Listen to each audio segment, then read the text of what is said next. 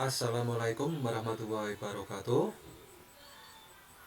Terima kasih bagi yang sudah hadir di dalam live streaming pembelajaran bahasa Inggris jarak jauh untuk mata pelajaran bahasa Inggris kelas 12 KD 28, yaitu tentang job application.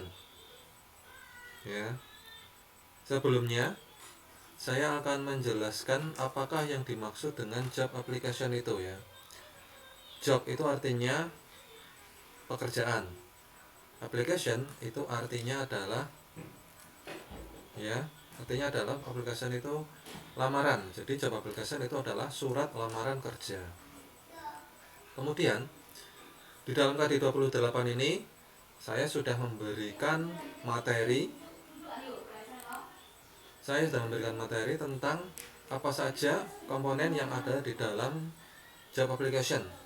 Anda bisa melihat di dalam website saya, yaitu saya bukakan ya, di dalam website widiopranoto.github.io // English in Cloud Student Edition ya. Di bagian KD 28. Seperti kita lihat di sana, nanti saya akan mendemonstrasikan ya. Di KD 28 kita bisa melihat pada bagian teori. Di situ ada penjelasan bagian teori tentang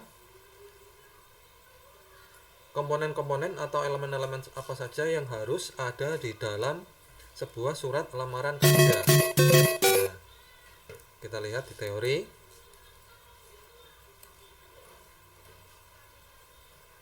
Di sini Anda bisa melihat materinya di sini ya. Kalau misalnya tidak muncul videonya, Anda harus merefresh dengan cara klik pada bagian refresh ini ya. Nanti akan diulang masuk ke dalam teori KD 28 dan videonya sudah akan muncul. Nah, di sini ada 2 video di sini ya. Terutama pada video kedua, cara untuk membuat surat lamaran kerja. Dan di sini juga sudah ada latihannya. Latihan apa saja yang harus ada di dalam sebuah surat lamaran kerja. Di sini sudah ada ya. Saya akan jelaskan satu persatu. Langkah pertama dalam menyusun sebuah surat lamaran kerja, tentu saja Anda harus punya lowongannya. Kalau tidak punya lowongannya, bagaimana Anda bisa melamar kerja? Nah, kalau sudah mendapatkan lowongannya, Anda harus menulis lowongan sesuai dengan apa yang Anda inginkan. Pertama, harus ada paragraf pembuka. Pertama itu harus ada, saya kemukakan dulu di sini contoh surat lamaran kerja ya.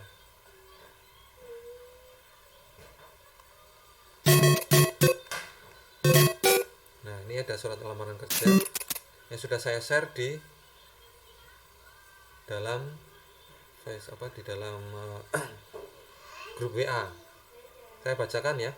Pertama itu harus ada tanggal ya. Harus ada tanggal. Di sini Pati 10 Agustus 2020. Yang kedua itu harus ada alamat perusahaan atau nama perusahaan yang dituju ya. Nama perusahaan yang dituju misalnya ini PT Maju Jaya Sentosa, Jalan Jenderal Sudirman 45 Pati, kode pos. Kemudian harus ada salutation atau greeting. Kalau kita tahu nama orang yang kita tuju, kita bisa menuliskan langsung nama orangnya. Dia Mr. Widiopranoto misalnya. Kalau Anda tahu nama orang yang dituju. Kalau tidak tahu ya cukup sebutkan salutationnya saja, yaitu Dear Sir atau yang terhormat Bapak siapa gitu ya. Atau kalau Anda tidak tahu apakah perempuan atau laki-laki, Anda bisa menuliskan Dear Sir Madam MADAM ya. Itu harus ada. Terus yang kedua, itu harus ada paragraf pembuka. Paragraf pembuka itu harus berisi bahwa Anda berminat untuk mengisi lowongan sesuai yang ada di dalam lowongan kerja. Di sini tertulis I am writing to apply for the position of drafter in your company. Saya menulis untuk melamar posisi sebagai seorang drafter di perusahaan Anda. Dan di sini itu menjelaskan posisinya. Jadi Anda harus menuliskan posisi yang Anda lamar. Kalau tidak, ya buat apa melamar kerja gitu ya. Kemudian jelaskan pula dari mana Anda tahu lowongan tersebut. Di sini dicontohkan I have read the vacancy of a drafter in Java Post. Saya sudah melihat lowongan dari posisi drafter di dalam surat kabar Java Post. And I believe that I am a good candidate for this job. Dan saya adalah kandidat yang baik untuk pekerjaan ini. Ini paragraf pertama harus ada, yaitu posisinya apa dan dari mana Anda tahu lowongan tersebut.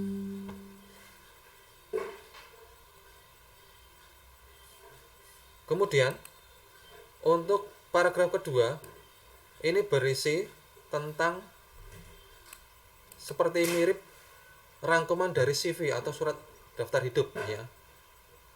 Ini paragraf kedua, ini adalah, saya ulangi, rangkuman dari daftar riwayat hidup menyangkut skill, pendidikan ataupun hal-hal lain yang mendukung Anda agar diterima di dalam pekerjaan tersebut.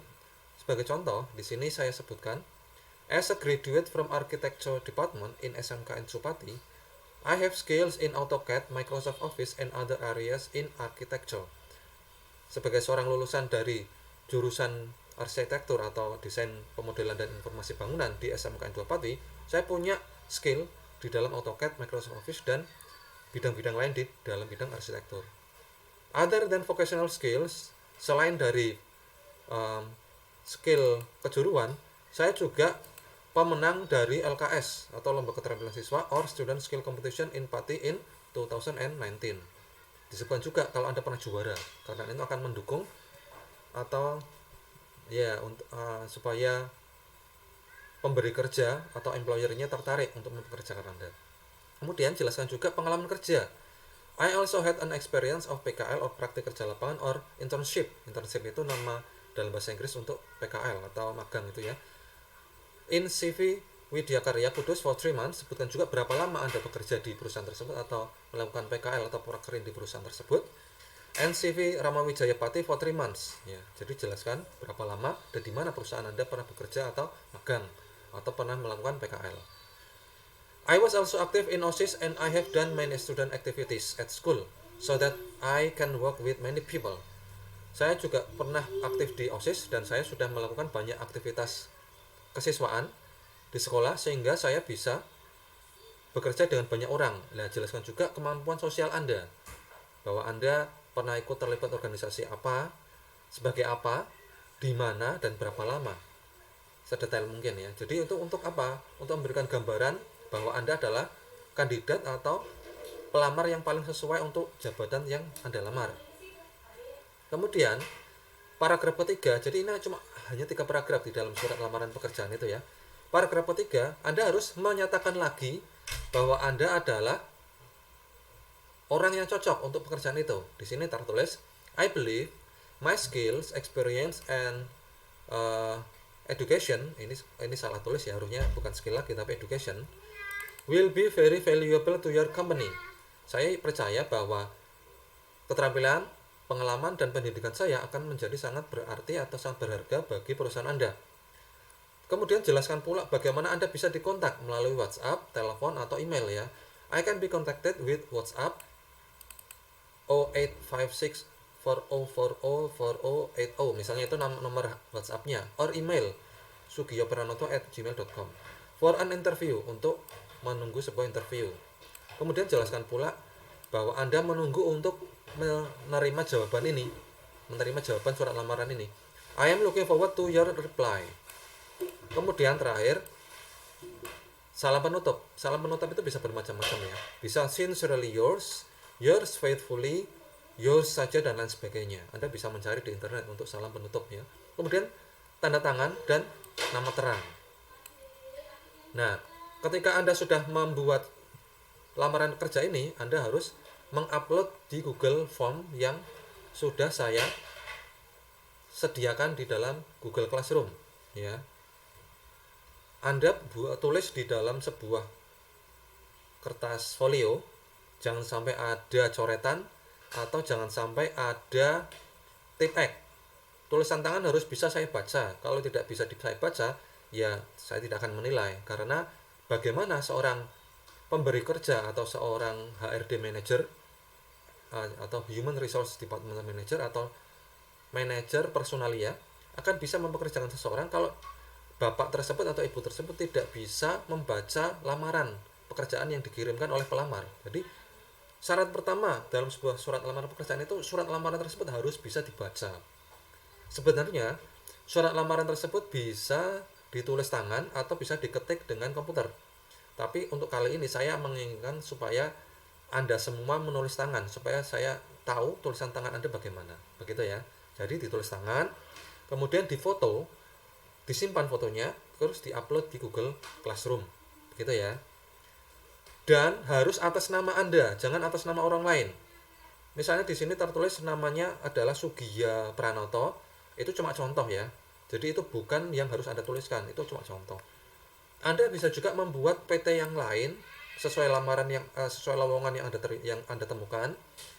Tidak harus sama. Sama juga tidak masalah sih sebenarnya ya.